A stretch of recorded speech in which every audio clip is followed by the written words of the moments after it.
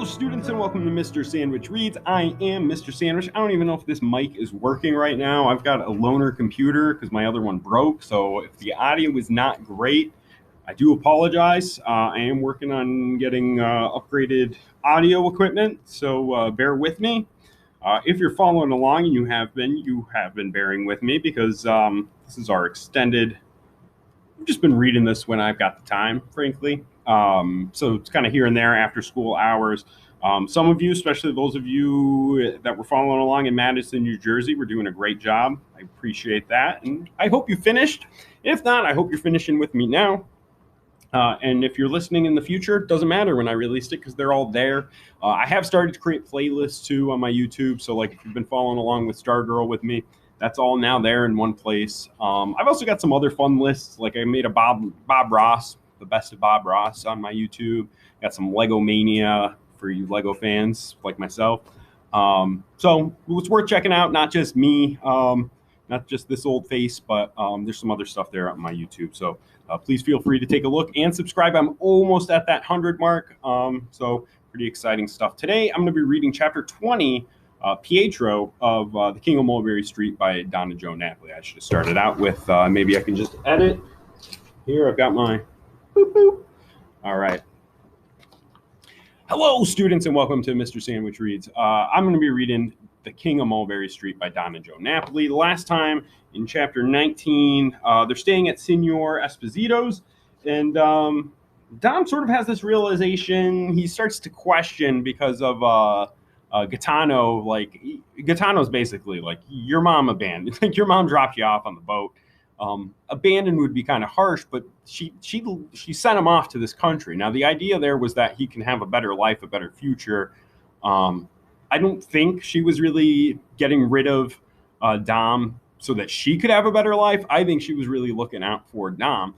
But this realization that she was never intending to go to America with Dom, it's starting to kind of hit him.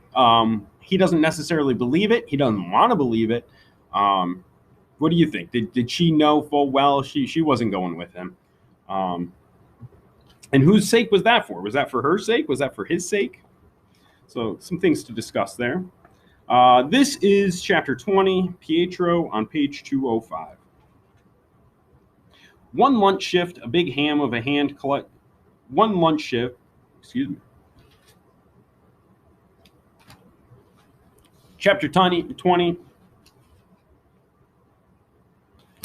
Chapter 20, Pietro, page 205. One lunch shift, a big ham of a hand clutched the neck of Tin Pan Alley's shirt. "Hey!" I shouted, looking up. His padrone. He dragged him off. Tin Pan Alley didn't make a squeak. "Shut up," Gaetano whispered in my ear. "If you make a scene, Tin Pan Alley will pay worse for it. And anyway, you'll embarrass him." I watched while they disappeared around a corner. Tin Pan Alley didn't look back. My stomach turned. "You think it'll be bad?" Gaetano just looked at me. The next morning, Tin Pan Alley told us his padrone had beaten him for doing something without permission and demanded he bring in $2 a day from then on. He said Tin Pan Alley could make that much easy working at our cart. He never guessed Tin Pan Alley was getting a third of our profits, all saved in a wooden box back in the bedroom at Signora Esposito's. Tin Pan Alley laughed at that, but when a customer yanked at his shirt sleeve later to get his attention, I saw him wince. So when the breakfast shift was over, I said, "Pull up your shirt." His open wounds made me gasp. Even Gaetano, who had never said a friendly word to Tin Pan Alley, was so furious I thought the pulsing in his temples would burst. That night, after supper, I sat on my bed in our room and said, "We have to help him escape." "You're such a mook," Gaetano paced around the small floor. "It might even be illegal." He opened the window higher. "Maybe it would be a kind of kidnapping." He punched his right fist into his left palm. "No one has ever crossed a padrone and gotten away with it." He paced some more. Then he stopped and looked away. I wondered how much he really disliked Tin Pan Alley and how much that dislike was behind his words now. When he finally looked back at me, he said, "But there's always a first time. Come with me." "Where?" "St. Patrick's." We walked to the cathedral and waited by the side door until Padre Bruno, the Italian priest, made his rounds through the benches that served as pews, checking to see that the basement was empty before blowing out all the candles. "Father," said Gaetano, "if there was a boy who lived with a padrone, and if the padrone beat the boy savagely, and if that boy should happen to run away, would the church take him in?" Padre Bruno smoothed his hands over the front of his surplice. Surplice, I don't know. I'm not quite familiar with the church. I don't know how that word is pronounced. If you know, let me know. Surplice. "If there was such a boy, then there would be hundreds of such boys. If a church took one in, it would have to take all in. No church could do that." He straightened his sleeves. "And it shouldn't do it. For God, in his almighty wisdom, would take care of such a boy if there were such a one. God has a plan for such a boy." "God has a plan?" Gaetano bristled. "Do you really believe there's a divine plan in this boy's being beaten?" "Yes," said Padre Bruno. "He'll come through it stronger, even if I could tell he was lying." Gaetano looked away. When he looked back, his face had turned soft. "Please, Father, can we take clothes from the poor bin? We're not asking for charity for ourselves." He shook his head, and I shook mine too. I didn't believe Padre Bruno was a charitable sort. "No," said Gaetano, "we want to help a family cloth their child's corpse. For all the business smarts I had, I was a mook about how this sort of thing worked. I didn't get why Gaetano was suddenly lying. It turned out to be a perfect lie, though, because then Padre Bruno gave us an old sheet as well for the corpse. Walking home, Gaetano told me he wouldn't go to St. Patrick's Cathedral anymore. He said, a priest without faith is like a turd on a cushion, and that church is Padre Bruno's cushion." The next morning, after the breakfast shift, we told Tin Pan Alley the plan. "I can't run off. He beats you," said Gaetano. My padrone paid. "I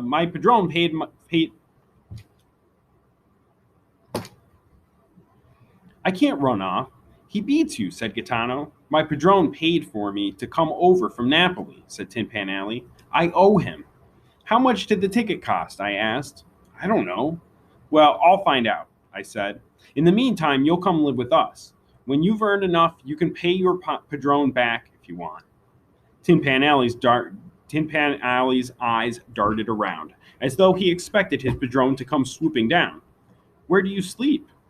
"What, you think we live worse than you?" Gaetano's voice shook. "Here, we're ready to help, and you're insulting us." "I just want to know," said Tin Pan Alley. "We never lived as bad as you, even when Dom slept in a barrel," said Gaetano. "Don't you get it? You're a slave." "We're free, you mook." "I'm not a slave. You take that back." "We have a room," I said, moving between them. "Real beds, and there's an extra one." A bubble of laughter burst from me in realization. It's just been sitting there for you. "What if my padrone finds me? He'll beat me so bad I won't be able to walk for days. He's done it to others." "See these clothes," I said. "They're yours. You'll look different." "Clothes change nothing," said Tin Pan Alley. "We could get you girls' clothes," I said, my words coming fast. "Your padrone would never recognize you." Tin Pan Alley practically gagged. "You're nuts," Gaetano made a go-away gesture at me. "Look, Tin Pan Alley, it's not that hard," he said. You'll just have to stay off the streets till you grow enough that he can't recognize you." "Signor Esposito can cut his hair," I said. "That'll make him look different."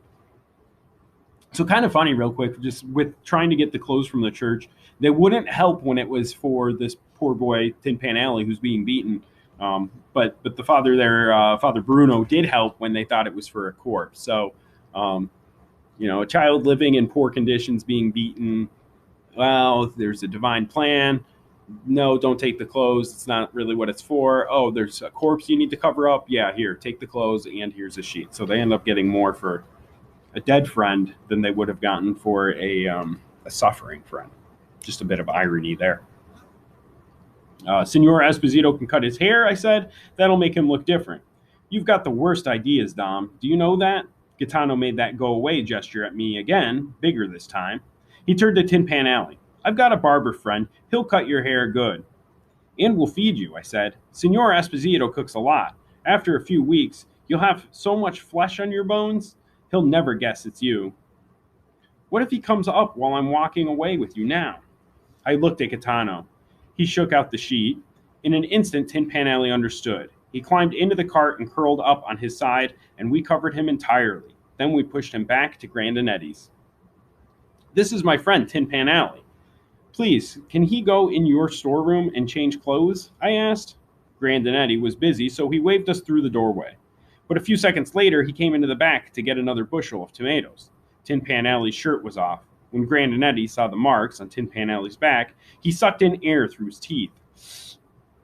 He shook his head and went back out to his customers.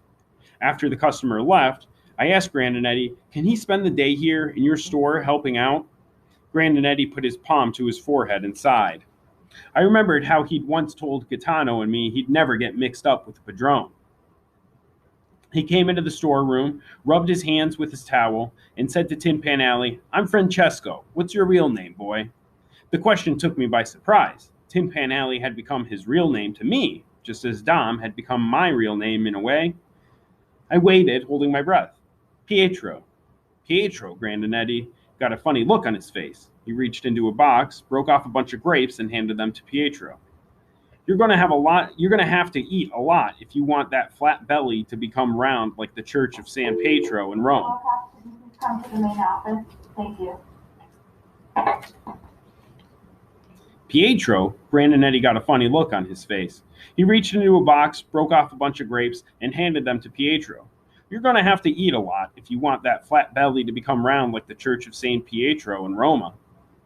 Gaetano and Grandinetti and I laughed. Pietro stood there a second, then he smiled and stuffed the whole bunch of grapes in his mouth, stems and all.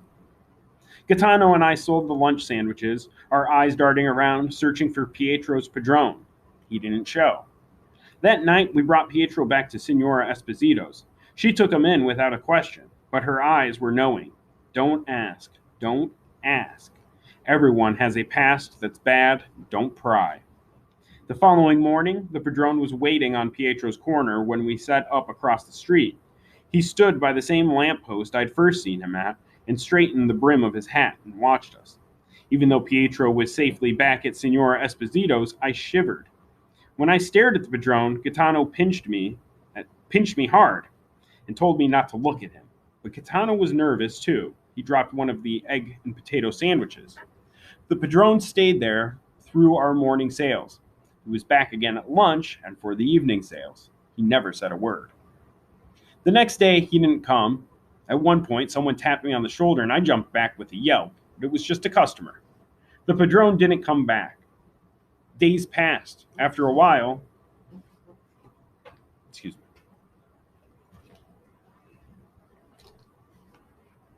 The next day, he didn't come back. At one point, someone tapped me on the shoulder and I jumped back with a yelp. But it was just a customer. The Padrone didn't come back. Days passed. After a while, I stopped expecting him.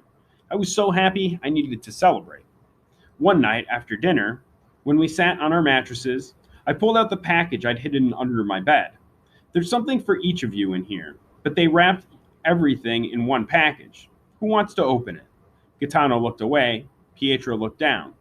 Come on, it's a surprise. Don't you like surprises? No one answered. What was the matter with them?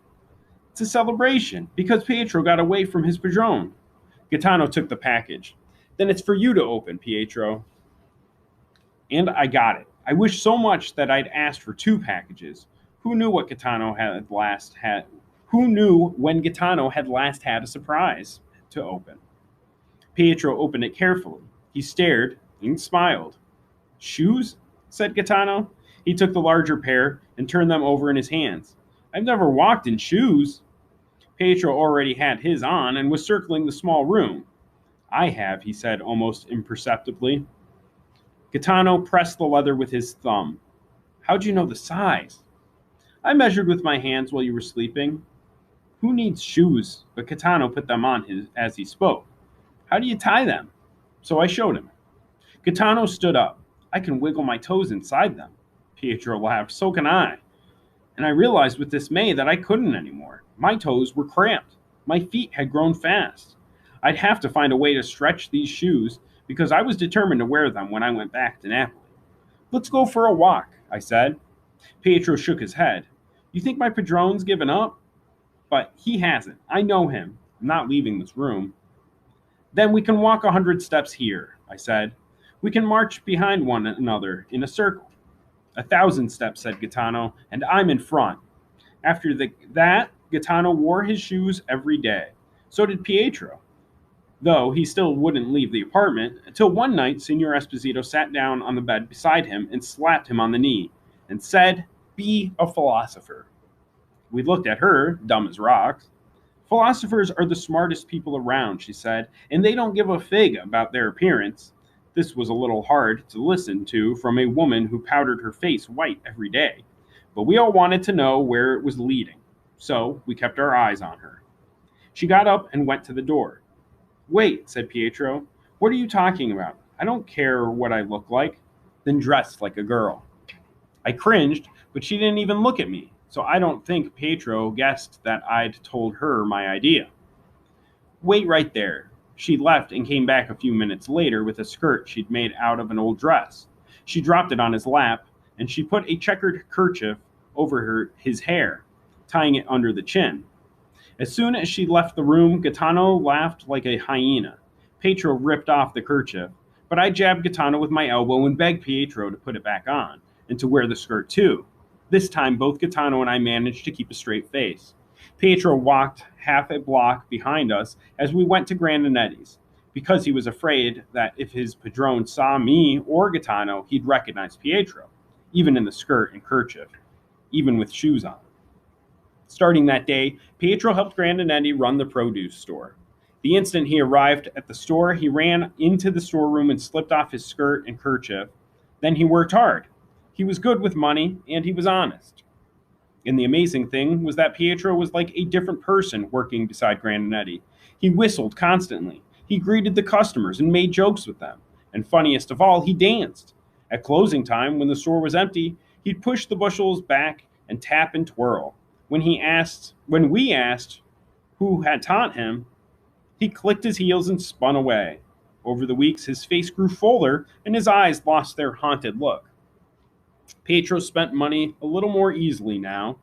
One morning, as Gaetano and I were turning from Bayard onto Mulberry Street, a Chinese boy stopped us. He was holding a big sack, and I'd seen him selling cigars on that corner before. "Want to buy something?" said the boy in English. "Cigars? Rock candy?" "Get away," said Gaetano in Neapolitano, though there was no reason to expect the boy to understand it. "I'll buy a piece," I said to the boy in English. I gave him 2 pennies and took a piece. "What else you got?" "Domino games." The boy took out a small black box. "You play? I can teach you." "Never heard of it," said Gaetano. "I know how to play." Pietro came up behind us in his skirt. "Is this the Chinese game?" "Tin Gao is too hard. This game is easy." Pietro bought it. When we walked on, Gaetano mumbled, "Bastardo." I stiffened. He speaks good English. Nothing I could say would irritate Gaetano more. He never makes a mistake. I held out the brown candy. "Have some." "Filth," said Gaetano, "probably laced with opium." The Chinese were known to have gambling houses where everyone smoked opium.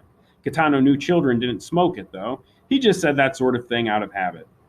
But even Gaetano's hatred for anyone who wasn't Italian couldn't stop him from loving dominoes. Pietro explained the game that night. We played a bunch of rounds till one of us reached 100 points. The low scorer was Gaetano. We played again. Gaetano won again. "Whatever it is," Pietro said to him, "your strategy's good." It was the first nice thing either one of them had ever said to the other. We played almost every night after that. After 2 months, we felt sure that Pietro's padrone had given up looking for him. Another boy belonging to the same padrone was playing a triangle on that corner now. The night when I told Pietro the other boy was on his corner, he stopped polishing his shoes and said, "What's he look like?" But before I could answer, he dropped his head. "No, don't tell me." With his eyes still on the floor, he said, "Put $1 from my share of the money into his cup." "$1?" said Gaetano. "Every day," said Pietro. 20 cents toward what he has to earn, and the 80 that I would have earned if I hadn't run away. "It's your money." Gaetano got up in a huff and went to the door. "You know what? You really are a mook." He left the room. But I understood. Pietro owed money. and you paid what you owed. In the evenings, we sometimes took walks together, Pietro in disguise and me. It was on one of those walks, on a night when the first real chill of autumn roughened our cheeks, that we did the important numbers. I'd learned that morning that a third-class ticket from Napoli to Manhattan cost between $20 and $25, depending on the ship. Pietro had worked for his padrone for more than 3 years, 6 days a week. At 80 cents a day, I said to Pietro, that makes at least $250. Pietro's face went slack. He didn't speak. Come on, Pietro, you're good at numbers. At Signor Esposito's, he said slowly, we each pay $2 a week. It should cost a lot less at my padrone's. He feeds us garbage. It shouldn't even cost $1. It shouldn't even come to $50 a year. We walked, our shoes tapping the sidewalk. I had no idea that passage cost so little, said Pietro. His words came faster now. There was no one I could ask, no one any of us could ask. Our padrone always said it was a fortune. He put his hand over his mouth, as though he was about to be sick. Then he breathed loudly. I've paid for my passage 4 or 5 times over. The boys I lived with, almost all of them have paid over and over. And the thief beat you. He beat all of us, said Pietro. You don't owe him. You're free. I'm free, said Pietro, but his voice was small. Don't be sad, I said. It's over. That part of your life is behind. Now you've really got a reason to dance. Gaetano was right all along. I am a mook. Don't say that. Pietro looked at me, and his eyes glistened in the light of the street lamp. I lied just now. I could have found out the price of a ticket if I'd really wanted to, but I was afraid of being on my own. I hated my padrone, but I stayed with him. He turned his face away and wiped his cheek, and he counted on that. He counted on our being more afraid of freedom than of him. You're not afraid anymore. Because I have you now. You're my friend. So is Gaetano. I know, said Pietro. And you're both braver than me. I couldn't do it alone like you did. I put my hand on his shoulder. Let's go home and write to your aunt. My aunt? She said she'd never leave Napoli. My aunt? She said she'd never leave Napoli, but maybe if I sent her the money, she would. Let's go. I've got to think about this first, said Pietro. You go on ahead. He walked up Mulberry Street slowly. I didn't go home. Instead, I went down to the wharves almost without realizing where I was going. I stood at the black water. A huge passenger ship was docked there, for I don't know how long. I've been telling myself it was time to find out about the cost of a ticket. 1,000 sandwiches had come and gone long before. I'd stopped counting, but we'd probably sold 2,000 by now. Every day I shoved my fist into my shoes, trying to stretch them, and I told myself to go find out. But I kept putting it off. I'd been too busy. I still went over my Napoli memories every night to keep them sharp, and they still made me feel better. But I was so busy, I didn't think about Italy much during the day. Not much at all. Hardly ever. And maybe it wasn't just because I was busy. Maybe it was also because I liked our business. I loved it. And I loved Gaetano and Pietro and Grandinetti and even Signor Esposito. Now I was dazed to think I had far more than enough money to save for a boat ticket. And no matter how much phony documents cost, I probably had plenty for them too. I could go back to Napoli anytime I chose. The water lapped around the ship quietly. I stared at moonlight on black water.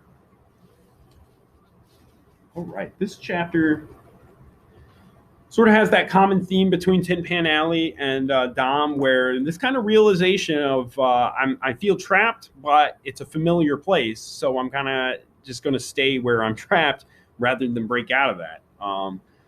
For Tin Pan Alley, it's a matter of being away from his padrone. He kind of tells himself, like, you know what? He comes to the realization, just like Dom in the last chapter was struggling to come to the realization of his mom put him on the boat. Tin Pan Alley has the realization of, like, he felt entitled to pay the padrone back, but in actuality, he could have crunched those numbers and figured out, you know what, I didn't need to pay the padrone back. I paid him back long ago. He was just kind of carrying us along with the lie of how much our ticket was and how much he had paid, but it wasn't that much. At the end of the chapter, Dom also kind of has the realization, like, you know what? I probably could have paid for a ticket home back to Napoli long ago. We've sold thousands of sandwiches. So what's keeping him? He says that, well, I love the business. I love Gaetano and Tin Pan Alley and Grandinetti and Signora Esposito. So what do you think? Is Dom still going to make it back to Napoli? Is he going to connect with his family? Do you think he's going to stay in America? What do you think is going to happen with the business? So good chance to pause, reflect, make those predictions, because we're almost done with the book. So any predictions here for the end of The King of Mulberry Street? Keep checking it out. Keep listening. Hope you enjoy. Take it easy. Peace. And like and subscribe if you